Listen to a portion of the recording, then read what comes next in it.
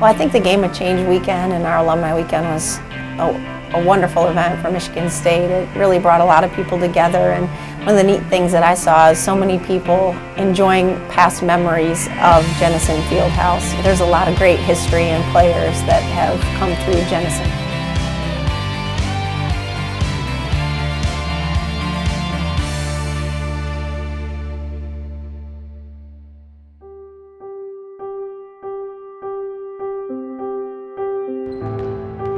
I think the one thing that I try to do as a coach is always make my current team appreciative of the past and understanding with gratitude the people that came before them and the price that they paid in a lot of ways.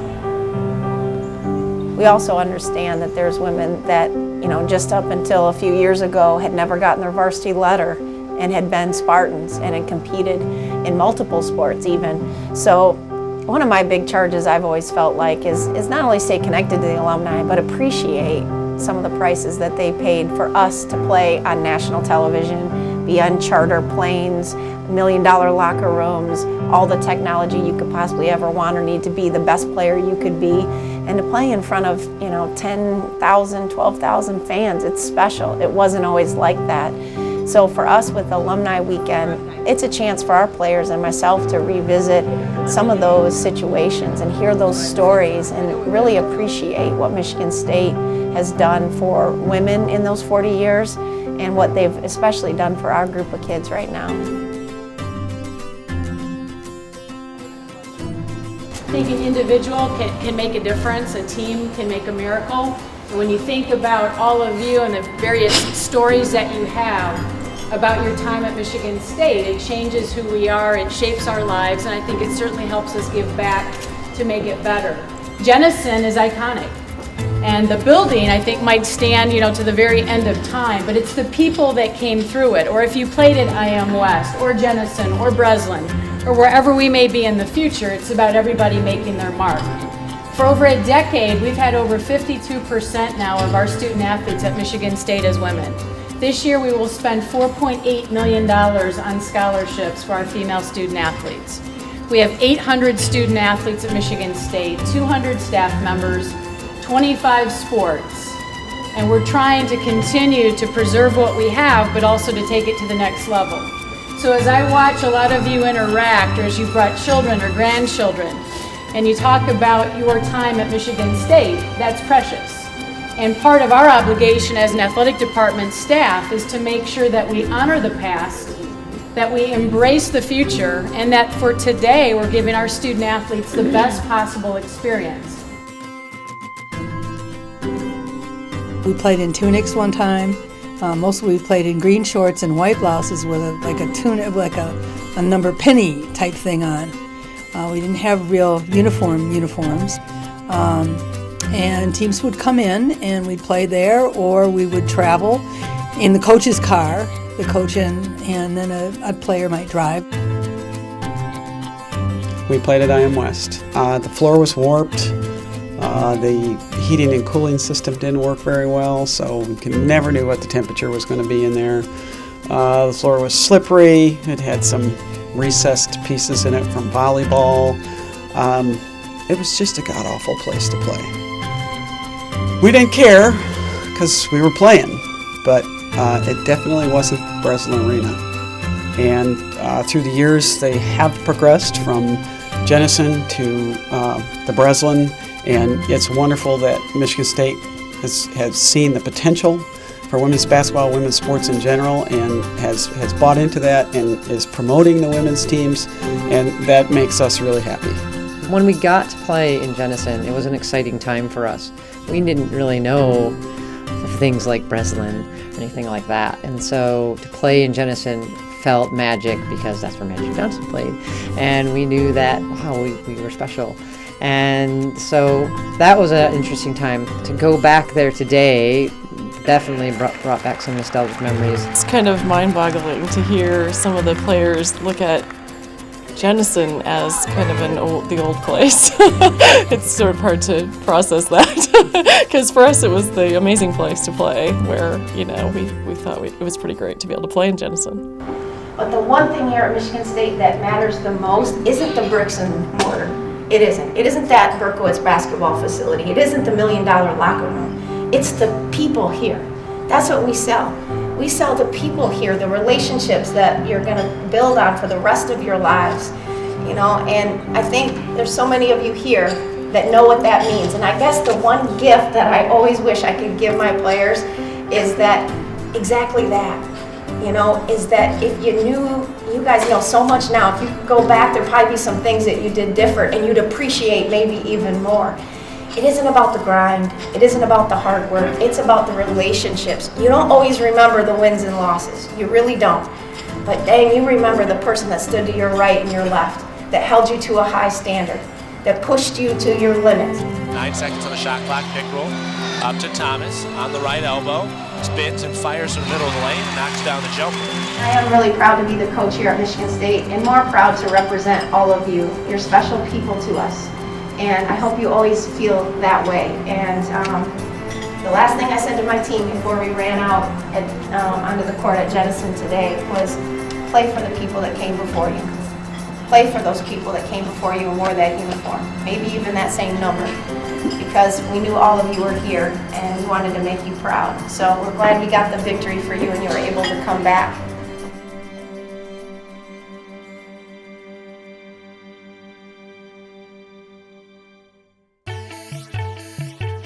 The trips that we take around the holidays, and especially for us, I really, as a coach, like the time after our exams and before Christmas to take a trip where the kids, one, it's important to have some fun. I mean, this is a game and we should enjoy it, be passionate about it, and enjoy each other. So for me, it is a trip a little bit away, maybe some places they've never been or might not ever go to. I think secondly, as a basketball coach, you know you're going to get high quality opponents. There are RPI games that are very solid teams that go to these tournaments, usually BCS level talent, and you're getting them on a neutral site. So it's a win-win in so many different ways. It's a chance right then, right before Christmas, to go enjoy each other, have some fun out there, do our jobs, and then come on home and enjoy Christmas and our families. There's a lot that goes involved in these trips. I mean, from planes to the financial side of things, making sure you have enough cash, yet you've done some direct billing with the hotels to make sure everything is taken care of, all of our practice, all of the transportation. I mean, it is a full-time job. It starts with Julie Dombrowski, who does just a tremendous job with every little detail. You know, she has to give out per diem, but that can't be if we have a meal here, and just planning everything out so that it's all set up and ready to go. She does a great job with that, but it's a full-time deal. There's no question about it. Like the awkward stares that you're like in a big group and people are like, who are they? Like, why are they in like a huge group in matching outfits? But usually people on the planes you sit next to sometimes will like start asking you questions, and you just gotta, I mean, you go along with it, or you just stick your headphones in and try to act like you're sleeping. But it's a cool experience.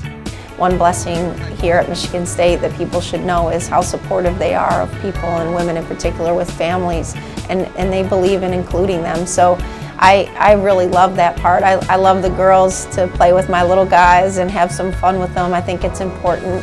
The hard thing for me though is it seems like a trip to them and a vacation for my family, but for me it's work. You know, I have to go to the film room, do the practices, get ready, and it's long nights and that kind of thing. But it's fun. I mean, my little guys, they know all the girls' names, and I hear them talking about them. I'll be changing Brady's diaper, and I'll be like, "Where'd Annalise go? Where'd Tracy? Where's Schiff?" We got there, it was a long trip, so we got back, showered up, got dressed, and then they brought us down to the Strip, and we were allowed to go eat on our own as long as we stayed in groups. It was real nice to see all the lights, man. Casinos, it was a lot of casinos, and just to hang with the team and just, you know, have time to chill. And then we came back to the Cirque du Soleil show.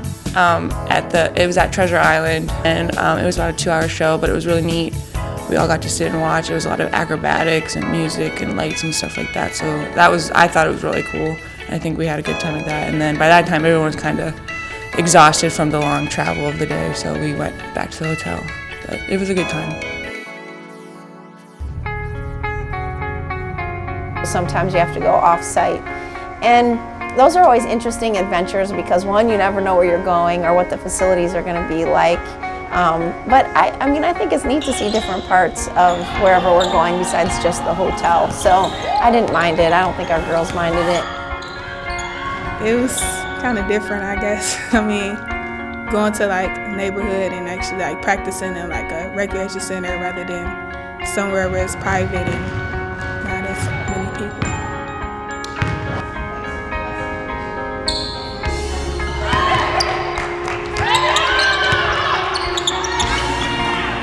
We were able to go to a community center where there was actually a young girls basketball team. I peeked in and looked over there and they were practicing, and you see all these bright-eyed faces. They were like 7th or 8th graders, you know, just learning the game. It put a smile on my face just to see young kids starting out in our great game. Okay, but get good rest. I know you guys had a good time last night. Now it's time to kind of go to work. All right, get a good meal, get relaxed a little bit. All right, we'll go to shoot around in the morning, and then game time, right? Then a 10 turnaround, all right? All in. All time. All time. All time. We're not just focusing on basketball the whole trip. We get to do different activities, and it bonds the team kind of because we're in a different place, we don't really know anybody, and we're doing these different things and having new experiences together with just the team. So it's definitely fun for everybody, and then helps us grow as a team because it's kind of difficult to play in those atmospheres as well, so it kind of helps everybody grow up a little bit and learn how to focus on a game when between all the different stuff that you're doing.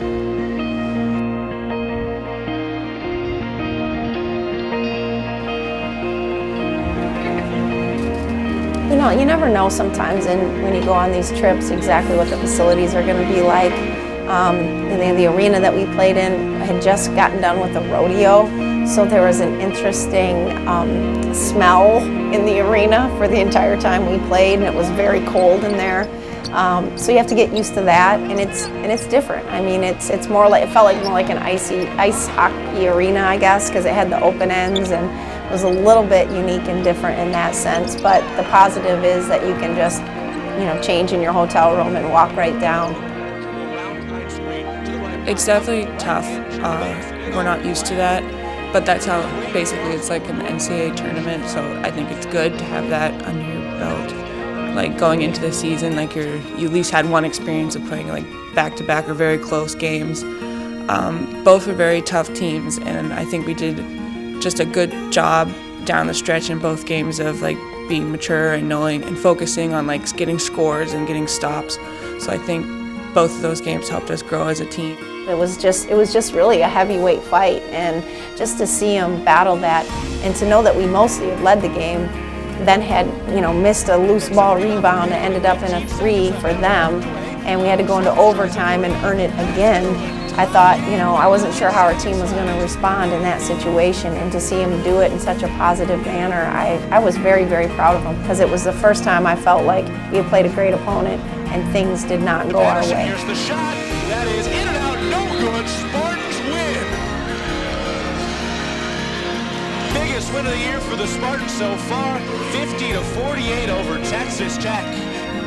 We all were excited. We were banging on walls and screaming, because it was a really good game and it was a really tough game. So for us to actually go with the win, it was real good.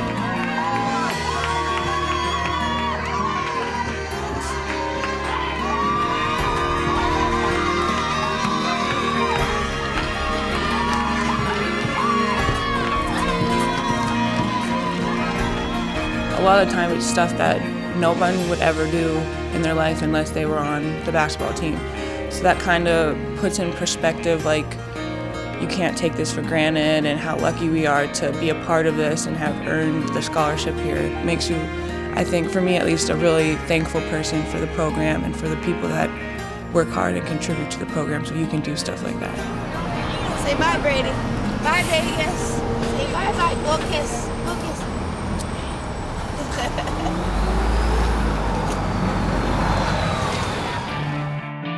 You know, it's one thing to be a complimentary player, it's another one to have that major role to step up And that's what happened in this preseason. So in some bizarre way, a way we wouldn't like to have seen certainly, but I think the positive that has come out of all of our adversity is that we are extremely experienced now. I feel like a lot of these kids have almost played 2 seasons. I feel like we're ready for the Big Ten season. The Spartans end the non-conference portion of their schedule at 12-1 and ride high into Big Ten play starting next week.